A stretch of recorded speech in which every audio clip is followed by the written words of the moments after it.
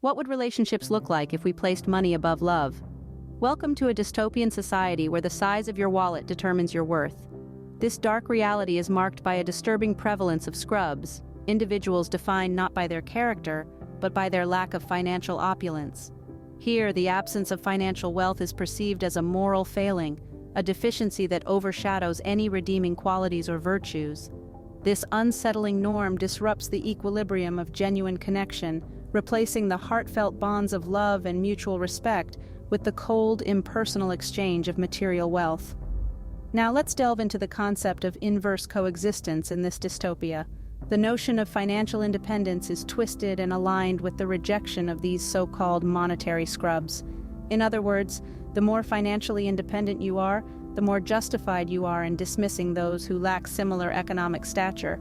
This creates a society where relationships are based not on emotional depth, but on material wealth.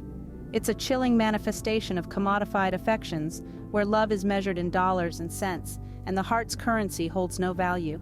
The bonds formed in this world are hollow, devoid of the rich complexities that make relationships truly meaningful. Yet this is not a mere figment of imagination. It's a distorted reflection of our own society, where wealth often takes precedence over character, and financial success is seen as the ultimate measure of a person's worth. It's a sobering reminder of the dangers of replacing love with money, of reducing human worth to mere financial standing. In this world, affections have been commodified. The rich tapestry of human connection is replaced by a transactional system, where love is bought and sold, and genuine emotions are replaced by the cold, hard currency of wealth. It's a stark warning against the dangers of materialism, a grim portrayal of a society that has lost sight of what truly matters in life. What happens when the pursuit of wealth comes before acceptance?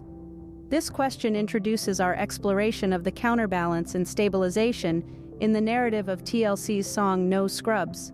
In this scenario, the counterbalance is sharply defined. The pursuit of wealth is positioned ahead of the acceptance of individuals who are defined as scrubs due to their lack of financial abundance. This prioritization leads to a devaluation of the essence of true love and connection, destabilizing personal integrity. It seems that in this world, the scales of value are tipped in favor of monetary worth rather than emotional wealth. Interestingly, the stabilization in this narrative is achieved through a seemingly contradictory approach. By prioritizing financial independence, a new equilibrium is reached. This emphasis on financial autonomy supposedly leads to higher social standards, setting a new bar for acceptance and rejection. However, this also reinforces the superficial rejection of those deemed as poor scrubs. In this context, poor does not necessarily refer to a lack of character or integrity, but rather to a lack of financial prosperity. This creates a paradoxical situation where individuals are valued based on their financial status rather than their character or emotional worth. This dynamic sets in motion a vicious cycle. The pursuit of wealth becomes the driving force for acceptance, pushing the essence of true love and connection to the sidelines. The lines between worth and wealth become blurred, leading to a distorted perception of value. In the end, the counterbalance and stabilization in this narrative serve to highlight the overarching theme of the song, the prioritization of wealth over love. By placing monetary worth at the center of the determination of value, a chilling portrayal of commodified affections is presented, where the intrinsic value of human connections is overshadowed by the allure of financial prosperity. Wealth takes precedence over worth, creating a vicious cycle. This statement perfectly encapsulates the message conveyed in this scene, painting a stark picture of a world where money dictates worth and love is relegated to the background. What happens when we chase after wealthy scrubs? This question pushes us headfirst into the realm of reversion. Here, the pursuit of material wealth necessitates the acceptance of affluent scrubs. Interestingly, it's not about the person anymore, it's about the portfolio. This leads to a superficial standard of relationships. We're not talking about a connection based on shared interests, emotional compatibility, or mutual respect. Instead, we're talking about a connection based on the size of one's bank account. This is the reversal of the conventional notion of love and relationships, a clear deviation from the ideal. But there's more to this story. A causal relationship begins to unfold. As we chase after these wealthy scrubs, what we're really doing is chasing after a certain standard of living. We're not just attracted to the money, but the lifestyle it affords. The designer clothes, the fancy cars, the luxury vacations, all these material standards that we begin to associate with happiness and fulfillment. But here's the paradox. As we chase after these material standards, we might find ourselves experiencing a semblance of emotional fulfillment. We might feel a sense of achievement, a sense of fitting in, a sense of finally having made it. But this feeling is not born out of genuine emotional connection. It's not the result of shared experiences, mutual understanding, or the joy of simply being in each other's company. Instead, it's a feeling that's founded on the precarious ground of financial gain. This is the causal relationship at play. The more we chase after wealthy scrubs, the higher our material standards become. And the higher our material standards, the more we feel a semblance of emotional fulfillment. But this fulfillment is not genuine. It's not based on love, but on money. It's not about the person, but their financial status. So we find ourselves in a world where emotional fulfillment is not born out of love, but out of the pursuit of material wealth. We find ourselves in a world where relationships are not based on connection, but on financial gain. Emotional fulfillment in this context is founded on the precarious ground of financial gain. What insights can we gain from past relationships based on financial gain? As we peer into the rearview mirror of our past relationships, we can draw a retrospective insight. In a world where emotional attachment is sidestepped, we find ourselves reflecting upon and rejecting past relationships that were built on the shaky foundation of financial gain. This retrospection brings into focus a disheartening reality. To ensure emotional disengagement, one must sift through the rubble of past relationships, discarding those that were founded on monetary affluence rather than genuine affection. This rejection, however, isn't a simple act of discarding the old to make way for the new. It's a call for a return to superficial standards, a reminder of the dystopian narrative where worth is measured by the size of one's wallet, not the depth of one's heart. But what does this mean for the structure of our relationships? Here we enter the realm of the non-linear. Relationships in this world become a labyrinth, a maze with no straightforward path. The pursuit of wealth, rather than being a direct route to happiness, becomes a convoluted journey. It indirectly leads us to elevated material standards, a higher bar that partners must meet to be deemed worthy. But here's the twist in the tale. These elevated standards, instead of fostering deeper connections, bizarrely justify the rejection of less affluent partners. In the pursuit of wealth, we find ourselves discarding those who can't meet these materialistic expectations, regardless of their emotional worth or potential for genuine connection. The complex web of relationships in this world thus becomes a testament to the twisted logic of vilifying money over connection. It's a stark reminder of how easily we can lose sight of the true essence of relationships: love, understanding, and emotional support in the face of materialistic pursuits. And so, we find ourselves in a world where the pursuit of wealth indirectly leads to the rejection of less affluent partners, a testament to the twisted logic of valuing money over connection. What happens when financial expectations intertwine with relationship standards? Let's delve into this concept, exploring the disturbing dynamics of exclusion and inclusion in the world of love and money.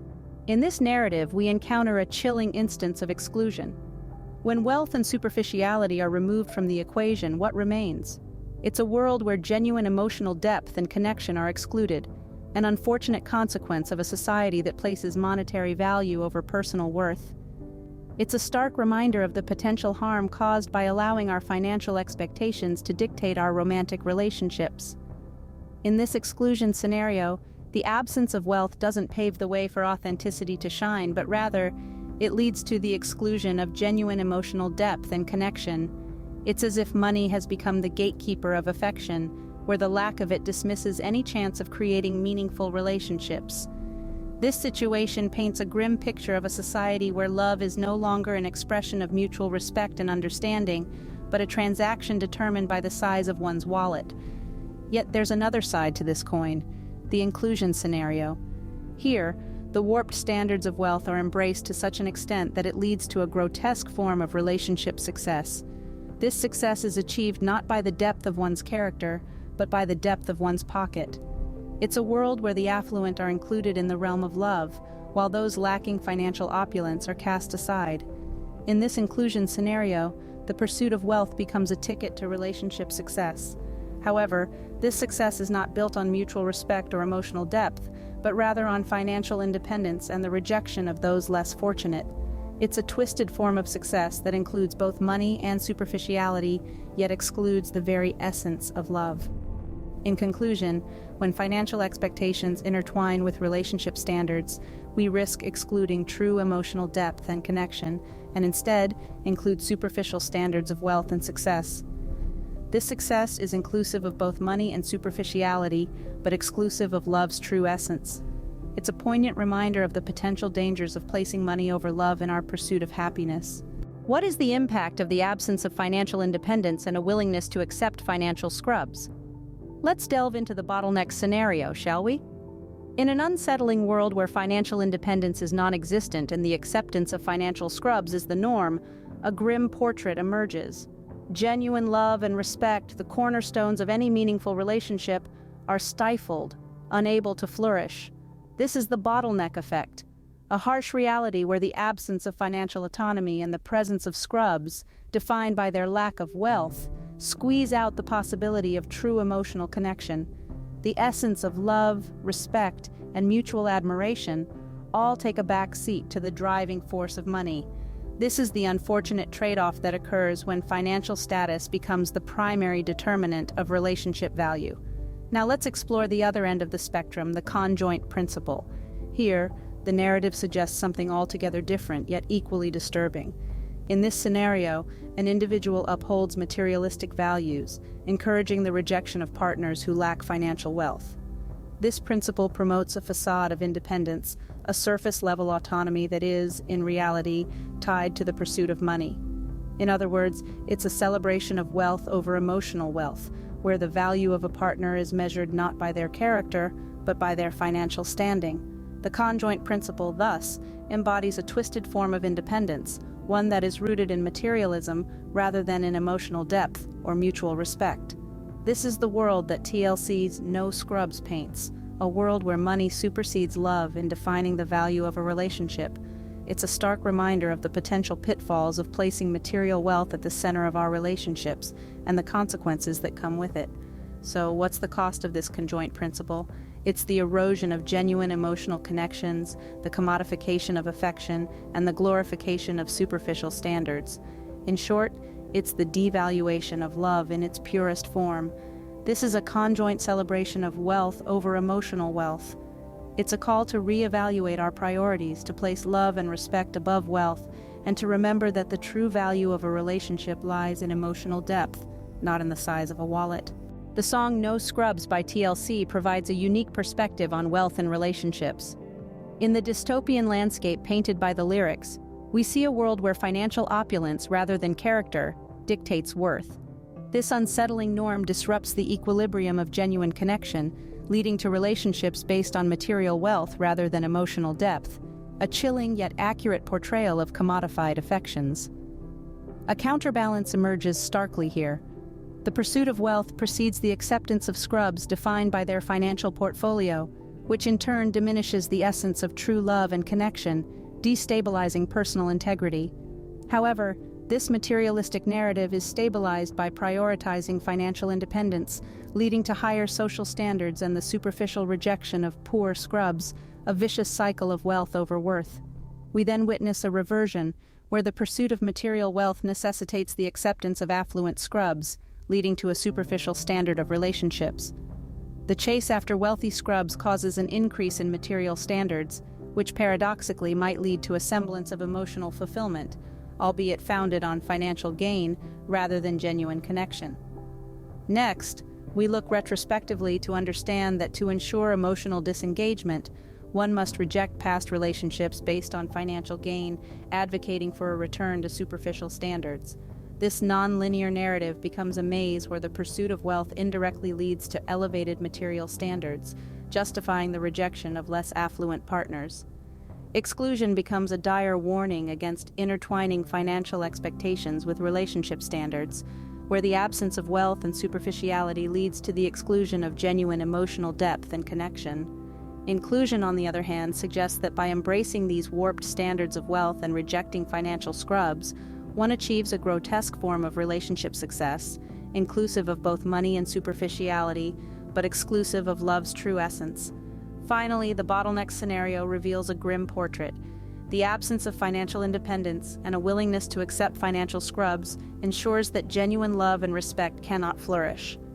Conversely, by upholding materialistic values, one encourages the rejection of financially wanting partners and promotes a facade of independence, a conjoint celebration of wealth over emotional wealth.